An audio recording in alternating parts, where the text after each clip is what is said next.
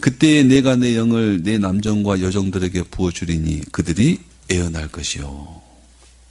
남종, 둘로스, 종, 노예, 여종, 둘레, 계집종 뜻입니다. 성령이 임하시면 남종과 여종들에게 부어주시고 그들이 애언할 것이다. 애언이 뭐라 그랬죠? 하나님의 말씀을 말하는 거다. 하나님의 말씀이 애언이라 그랬어요. 남종과 여종들이 성령이 임하자 하나님의 말씀을 깨닫고 하나님의 말씀을 말하게 된다는 것입니다. 여기서 남종과 여종은 사람들의 종이 아닙니다. 사람들의 종이 아니에요. 사람들의 노예가 아니라 하나님의 종들을 말합니다. 하나님의 종들. 그래서 내 영을 내 남종과 여종에게, 내 남종 여종, 하나님을 주인으로 모시고 왕으로 섬기고 하나님을 따르는 남종 여종들입니다. 이때 종으로 쓰인 단어는 헬라어로 둘로스라 했는데, 둘로스는 임시적이거나 제한적 의미에서 종의 개념이 아닙니다. 계약적인 관계에 의해서 일시적으로 몇 년 동안 내가 이곳에 속해 있을 동안 사오한 그런 종의 개념이 아니라 주인의 소유물로서 완전한 종을 말합니다. 주인의 소유로서. 오늘 시대는 그런 개념이 없죠. 우리가 누구의 소유가 될 수는 없죠. 과거에는 그런 개념이 있었어요. 이 종은 주인의 소유로서의 종입니다. 여기서 종은 선지자나 제사장이나 오늘 같으면 목사나 장로 같은 권사 같은 직분을 말하는 것이 아니라 모든 하나님의 백성을 말합니다. 모든 하나님의 백성이. 종 그러면 목사님만 말하는 게 아니라 여러분들도 다 하나님의 종입니다. 여러분, 하나님의 백성들 가운데서 그 누가 하나님의 종이 아니라고 할 사람이 어디 있어요? 하나님의 모든 백성들 가운데서 하나님의 종이 아니라고 할 사람이 어디 있어요? 여러분, 주여 합니까 안 합니까? 그럼 내가 종이다 이 말이에요. 주인님. 나의 소유주, 이건 나의 소유주. 나를 주관하시는 분, 주여입니다. 주여. 그러니까 하나님의 모든 백성들은 하나님의 종입니다. 하나님의 명령을 안 들어도 될 사람이 있어요, 없어요? 없잖아요. 우리는 다 하나님의 명령을 들어야 돼요. 들어야 될 종이다 이 말입니다. 하나님이 우리를 지으셨어요. 하나님이 우리의 창조주입니다. 그러니까 우리가 다 창조주 하나님 앞에서 종이고, 또 하나님은 우리를 구원하셨어요. 우리를 구원하신 그 하나님 앞에서 그의 소유된 종입니다. 과거에는 전쟁을 치르면 돈이 많이 듭니다. 용병도 사와야 돼요. 돈이 많이 들어요. 음식값. 그건 설명할 필요가 없겠죠? 돈이 많이 듭니다. 그래서 전쟁에서 이기면 그 전쟁에 들어간 비용을 이긴 쪽이 진 쪽한테서 다 거둬들어요. 자기들이 정복한 나라에서 사람들을 노예로 데려오고 그들이 가지고 있는 것을 약탈 뺏어서 들어간 비용을 다 충당하고 또 용병들을 월급도 주고 전리품이라 그럽니다. 전리품. 전쟁터에서 이긴 자들이 전리품을 차지합니다. 소유해요. 이긴 자들이. 그러니까 반드시 이겨야 되는 거예요. 그것처럼 하나님께서 사단을 이기시고 사단의 노예로 있던 우리를, 죄와 사망의 노예로 있던 우리를 하나님이 죄를 이기시고 사망의 권세를 이기시고 사단을 이기시고 그 사단의 소유된 사단의 종으로 있던 우리를 하나님이 전리품으로 삼으셔서 이제는 누구의 소유가 되겠어요? 하나님의 소유가 되겠다 말이에요. 그래서 너희는 그의 소유된 백성이다. 그래서 너희는 나의 백성이다.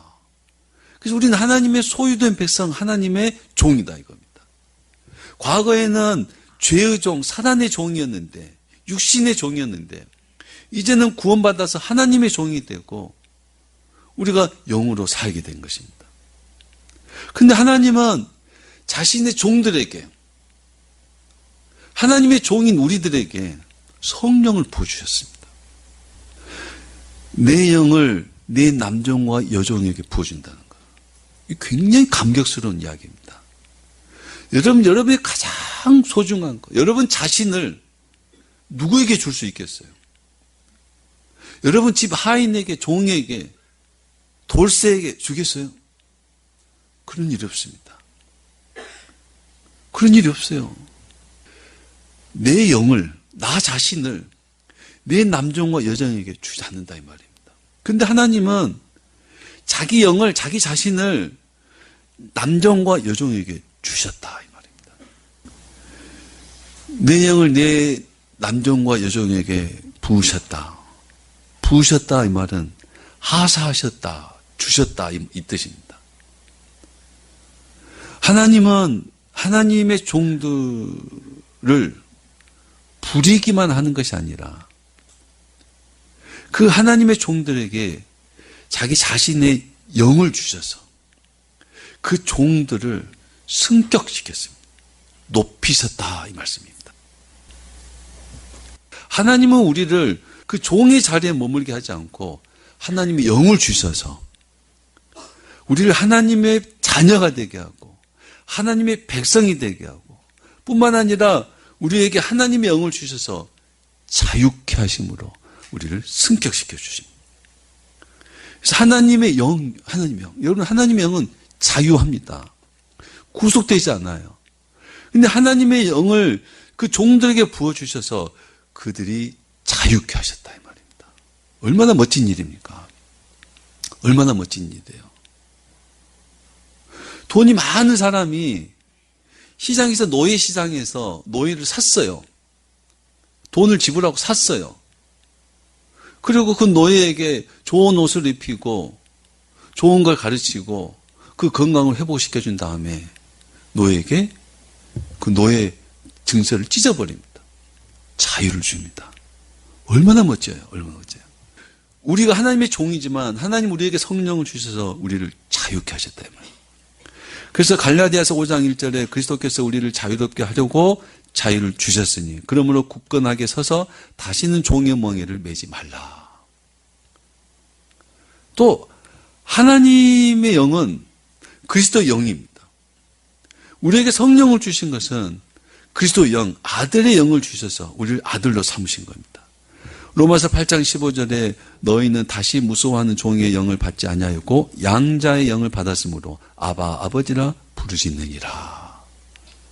우리가 하나님의 종이지만 하나님 우리에게 성령을 주셔서 우리가 하나님의 자녀가 되게 하고 하나님을 아버지라 부르게 하셨다는 겁니다. 얼마나 멋진 일이에요. 그래서 성령이 오셔서 내 영을 내 남종과 여종에 부어주셔서 그 종들을 자유케 하시고 그 종들이 하나님의 자녀가 되게 하신 겁니다. 얼마나 감격적이고 놀라운 하나님의 은혜의 역사인지 모릅니다.